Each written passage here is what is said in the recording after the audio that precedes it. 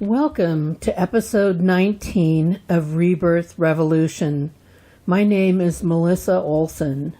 We talked at the beginning of the year about the resolutions for a new year.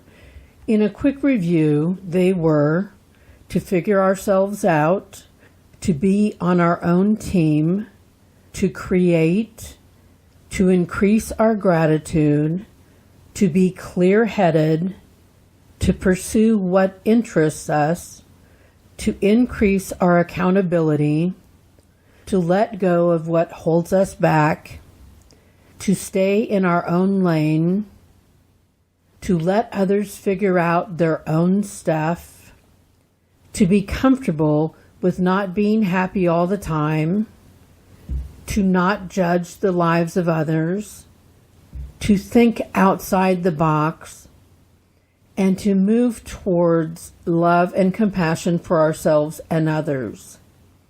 These resolutions are offered as a path to your own growth in spiritual awareness. We know, too, that your personal growth results in the raising of the level of the collective culture. That is no small deal. Your mission in coming to this school is that you want to achieve the following. You want to do better this time. You want to leave at a higher level. You want to have loved deeply. You want to use your gifts and interests to contribute meaningfully. You want to have had all the experiences your soul craves. You want your life to have mattered. You want to leave this school with a deeper understanding of it all. These are lofty goals, and they are at the root of our experience, whether we recognize them or not. Doing better and leaving at a higher level, we know, are objectives that are met by the choices that we make. You have probably progressed through your choices more than you realize. We tend to think that we have to make all the right choices, but that is neither expected nor required. We tend to focus on the ones we got wrong without realizing that we could have chosen 10 horrific choices in the first hour we were awake today, but most of us didn't. We didn't start our day beating our loved ones, destroying someone's sense of self, while scamming seniors out of their life savings through posing as potential boyfriends or foreign royalty. I think you need to give yourself credit for all the awful things that you didn't do. But instead of focusing on all the wrong you didn't do, it's human to keep going back in your brain to the moments that you regret. My hope is that you will take those moments, the choices you have decided were wrong, and have the courage to pick them apart to find the lessons they contained, the direction that they righted for you. Every choice serves a purpose, and if we can find the lesson and acknowledge that we understand the lesson instead of just feeling bad about ourselves, we can refile those experiences in a drawer that does not block us from moving forward.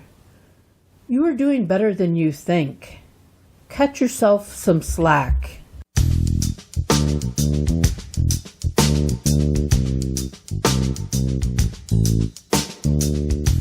Over the course of your spiritual progression journey from kindergartner to master's degree, you will play all the different roles. Sometimes you will be the person who has the power, and sometimes you will be the person who has none. Sometimes you are the teacher, and sometimes you are the student. At times you will have the part of the victim, and at others you will be the perpetrator. Each and every role that you play is necessary for the completion of your soul. In all of these situations, you will be presented with the choices of light or darkness. That's universal. I think of the options of light and darkness like that game you play when someone has hidden something from you, and as you try to find it, they say, "You're getting warmer," as you get closer to it. "You're getting colder" means you've moved further away.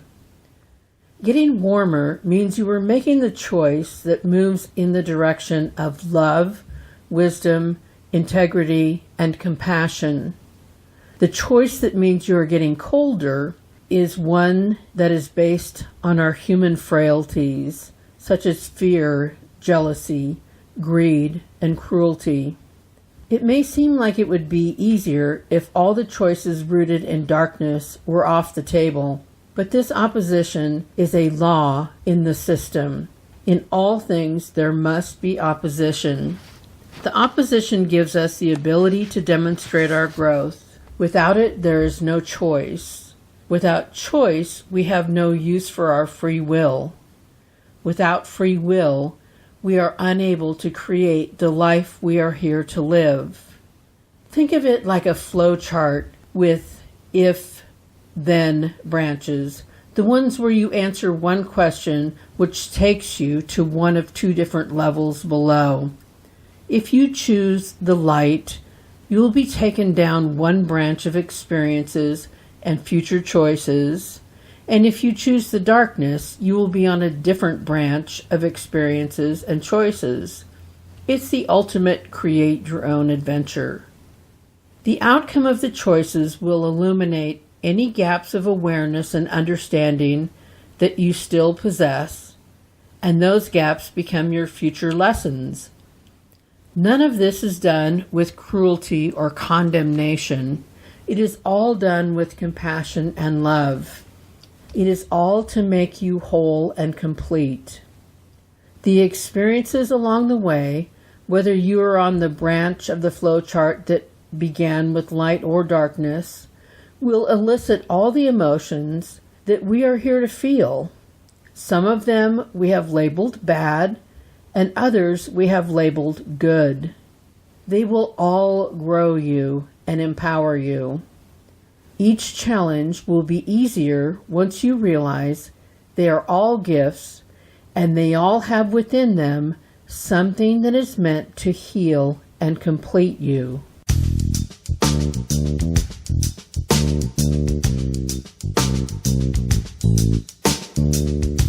We cannot go through this entire life carrying everything and everyone that we have encountered along the way.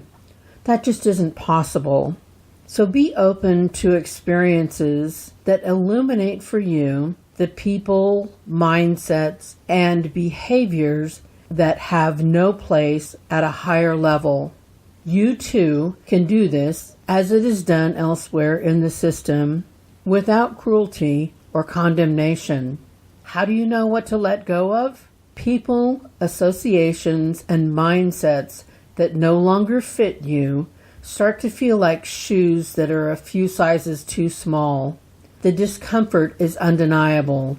Discomfort is a glorious precursor to growth. Welcome it, sit in it, let it inform you about the issue in your life that no longer fits or is useful. It's the sign that you're ready to move forward.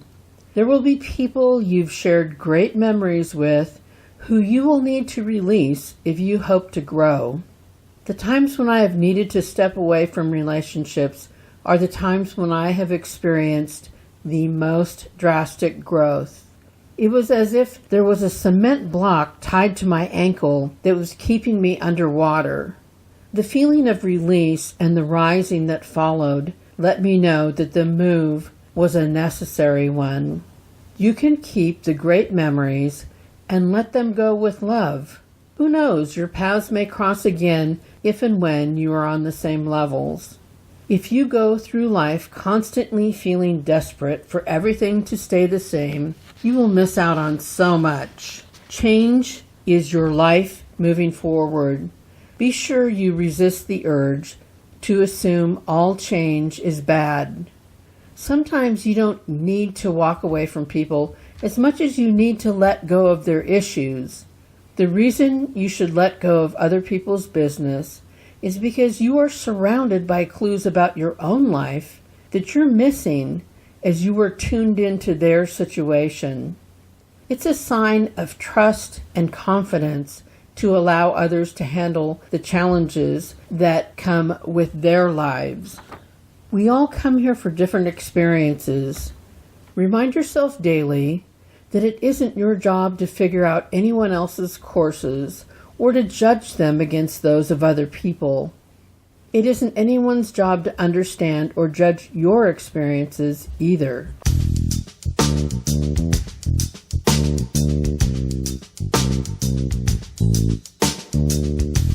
So how do we get through all of this? Let's be purposeful, but not panicky.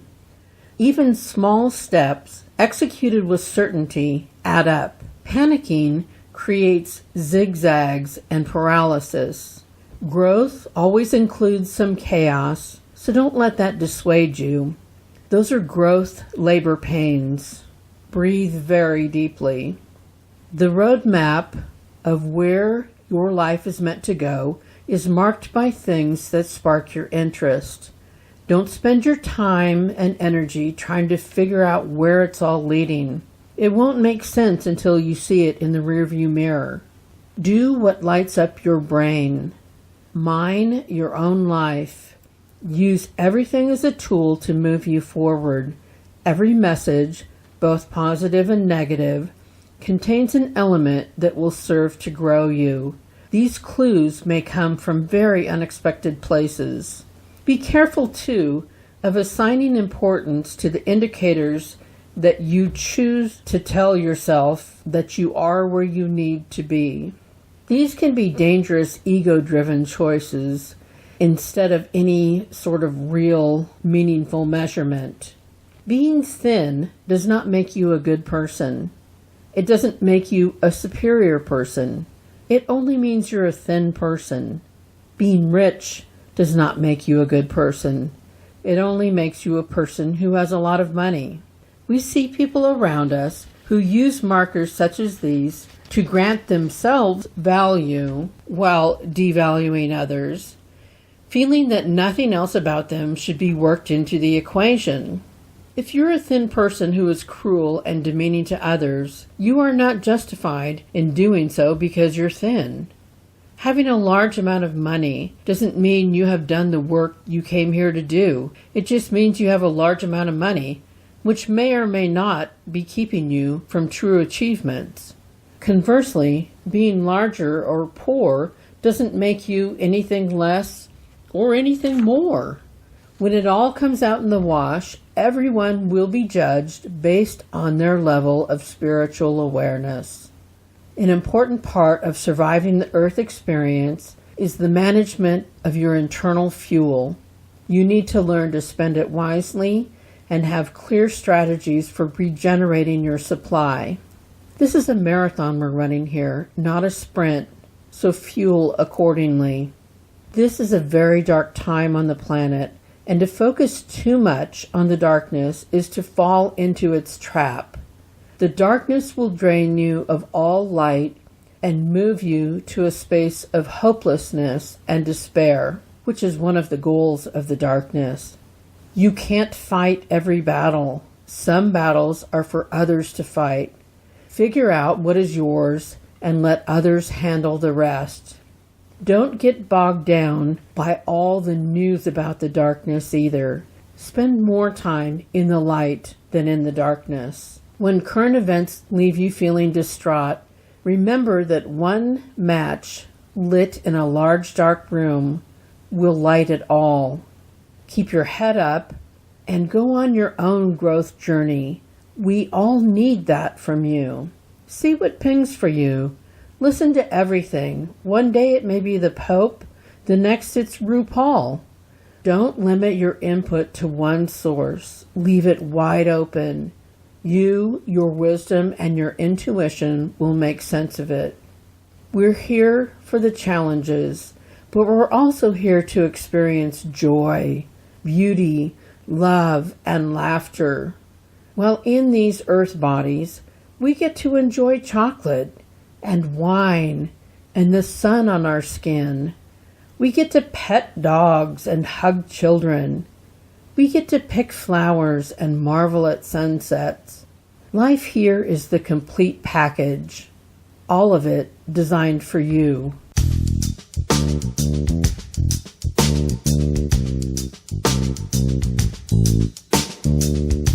Thank you for listening to this little podcast. I really appreciate your presence. We have new listeners in Germany, the UK, and the Netherlands. What a gift that is. It would be great if you could tell everyone who might be interested in Rebirth Revolution. Let's see if there are others who would be helped by this information. We can be found everywhere podcasts exist and on YouTube. I noticed that quite a few listeners are listening to Rebirth Revolution through RSS feed, which I knew nothing about. It's an app that works for iPhones and iPads, so I downloaded it, and it's really great. You can use a setting that eliminates all of my pauses. I know I have a lot of those. And you can set the speed of replay to anything that suits your ear. I also enjoy the sleep timer. You might want to check it out. We're here to answer questions or clarify anything muddy. Email us at rebirthrev@gmail.com or leave a comment on rebirthrevolution.com. Until next week, be open, be aware, watch for clues, and give yourself credit for everything awful you didn't do. Remember, you are loved exactly as much as every other person on the planet, not 1 ounce more or 1 ounce less. Have a week in which you're kind to yourself.